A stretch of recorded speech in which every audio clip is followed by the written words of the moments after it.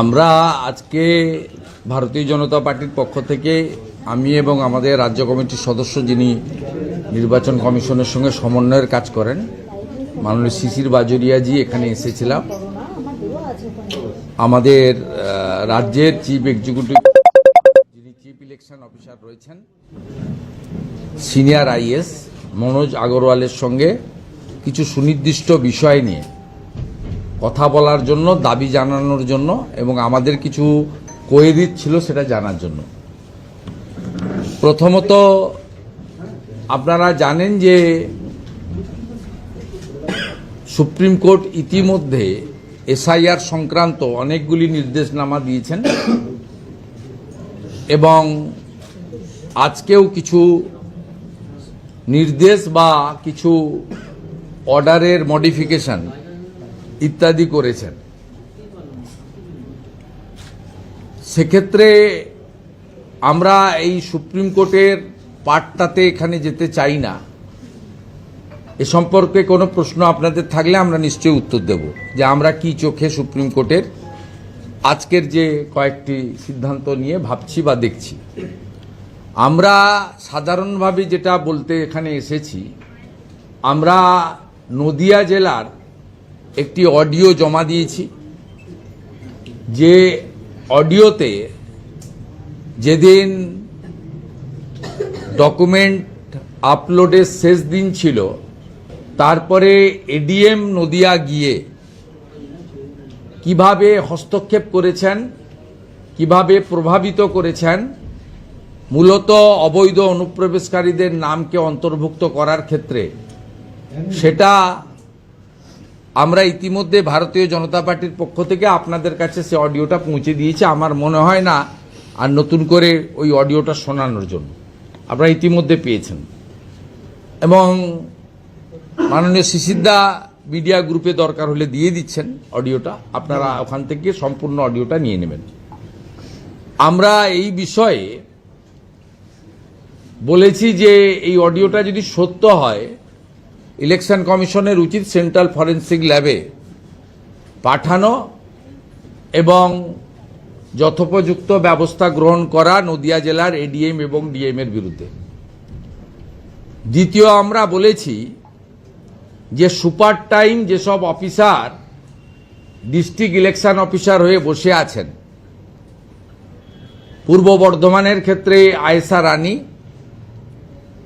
আমাদের কলকাতার ক্ষেত্রে এর বাইরেও আরো কয়েকজন রয়েছেন যারা সুপার টাইম হয়ে বসে আছেন, ডিএম নর্থ 24 পরগনা, এদের নির্বাচন ঘোষণার আগে বা নির্বাচন ঘোষণার সাথে সাথে, এমসিসি চালু হওয়ার সাথে সাথে এদেরকে ডিইও থেকে চেঞ্জ করতে হবে।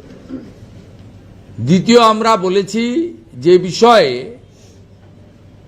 যে ইআরও 294টা বিধানসভা কেন্দ্রে যারা ইআরও আছেন তাদের মধ্যে 225 জন ইআরও আছেন যারা ইলেকশন কমিশনের রুলস ভায়োলেশন করে ডাইরেক্ট ডাব্লিউবিসিএস মানে ডাব্লিউবিসিএস এ এসডিও সমমর্যাদার অথবা আইএস, মূলত এসডিও সমমর্যাদার অ্যাজ পার ক্যাডার রুলস, সেই 225টা বিধানসভা কেন্দ্রে যেখানে অন্যভাবে ইআরও রাখা হয়েছে, সেই ইআরওর তালিকা নমিনেশন ফাইলিং এর আগে চেঞ্জ করতে হবে। কারণ নমিনেশন ফাইলিং শুরু হয়ে গেলে ইআরও আর চেঞ্জ হয় না, তারা কাউন্টিং পর্যন্ত দায়িত্ব থাকেন, সার্টিফিকেট ডিস্ট্রিবিউশন পর্যন্ত, declaration of the result and hand over to the certificate. এই বিষয়গুলোর উপরে আমরা বলেছি, এই বিষয়গুলো হচ্ছে জেনারেল বিষয়। এর সঙ্গে সুপ্রিম কোর্টের এসআইআর সংক্রান্ত যে হস্তক্ষেপ বা রায় বা মন্তব্য বা অ্যাডভাইস বা অবজারভেশনের কোনো সম্পর্ক নেই। এটা ইলেকশন কমিশনের সংবিধান প্রদত্ত অধিকারের মধ্যে পড়ে, এই জায়গাটা আমরা বলেছি। এরপরে আমরা আরেকটা বিষয় তুলে ধরেছি, যদিও সিও সেখানে অথরিটি ছিলেন না বা ইলেকশন কমিশন, কিন্তু গতকাল মাননীয় কলকাতা হাইকোর্টের প্রধান বিচারপতির অফিসে যে মিটিংটা হয়েছিল, সেখানে একজন রিটায়ার্ড এমপ্লয়ি যিনি কন্ট্রাকচুয়াল জব করছেন মুখ্যমন্ত্রীর অ্যাডভাইসার হিসেবে, x chief secretary Manoj Pant যান কি করে। ইতিমধ্যে ভারতীয় জনতা পার্টির বরিষ্ঠ নেতা কেন্দ্রের রাষ্ট্রমন্ত্রী ডক্টর সুকান্ত মজুমদার আপনাদের মাধ্যমে দাবি করেছেন এ মনোজ পন্থকে কেন গ্রেফতার নয়। আমি ওই বিষয়ে আমরা সিওকে বলেছি যে আপনি সিইসিকে ইনফর্ম করুন, যেখানে চিফ সেক্রেটারি ছিলেন সেখানে মনোজ পন্থ কে হরিদাস পাল, তিনি কেন গতকাল কলকাতা হাইকোর্টের এই মিটিংয়ে ঢুকেছেন বা হস্তক্ষেপ করেছেন। এই বিষয়ে আমরা যথেষ্ট উদ্বেগ প্রকাশ করেছি, কারণ সুপ্রিম কোর্ট কাদের নিয়ে honourable chief justice Kolkata high court সমগ্র প্রক্রিয়াটি স্টেট লেভেলে করবেন তার গাইডলাইন সুপ্রিম কোর্ট দিয়ে দিয়েছিলেন।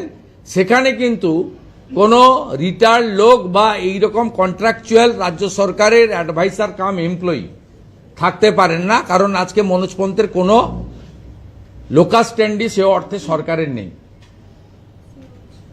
এইটা আমরা গুরুতর অভিযোগের মধ্যে এইটা এনেছি। এর বিরুদ্ধে ব্যবস্থা যদি গ্রহণ না করেন আমরাও সিইসির দৃষ্টি আকর্ষণ করব এবং প্রয়োজন হলে আমরা এটা নিয়েও উচ্চতর আদালতে দৃষ্টি আকর্ষণ করব। আমরা অ্যাকশনের অপেক্ষায় আছি। সিও এখানে অ্যাকশন নিতে পারবেন না, কিন্তু থ্রু সিইসি এইটা পয়েন্ট আউট করার দরকার রয়েছে। যারা জুডিশিয়ারির পক্ষ থেকে বা হায়ার জুডিশিয়ারির পক্ষ থেকে ইলেকশন কমিশনের সঙ্গে যারা দায়িত্বপ্রাপ্ত, যাদের দায়িত্ব দিয়েছে সুপ্রিম কোর্ট, তাদেরকে এই বিষয়ে ব্যবস্থা গ্রহণ এবং যত্নবান হওয়ার জন্য আমরা অনুরোধ করেছি। আজকে আদালতে এত বোমাতঙ্ক, আজকে হুমকি ইমেল, সেখানে আপনারা কি বাংলাদেশি অবৈধ মুসলিম অনুপ্রবেশকারীদের নাম ঝাড়াই বাছাই করার দায়িত্ব জুডিশিয়াল অফিসারদের দেওয়ার পরে তাদেরকে প্রথম চেষ্টা করা হয়, আমি যেটা গতকাল রায়দিঘি থেকে প্রকাশ করেছিলাম, লিয়াজো অফিসার নিয়োগ করার মাধ্যমে। লিয়াজো অফিসার তো নিয়োগ করার কোনো প্রভিশন নেই। সেক্ষেত্রে দ্বিতীয় পন্থা নিয়েছে জামাতিরা। তারা এই বোমাতঙ্কের জন্য আমি মনে করি বাংলাদেশি জঙ্গি আউটফিটরা এর সঙ্গে যুক্ত, এবং তাদের পশ্চিমবঙ্গে যারা জামাতি মাইন্ডেড, যারা বাংলাদেশি মুসলিম অবৈধ অনুপ্রবেশকারীদের নাম ভোটার তালিকায় রাখতে চান, তাদের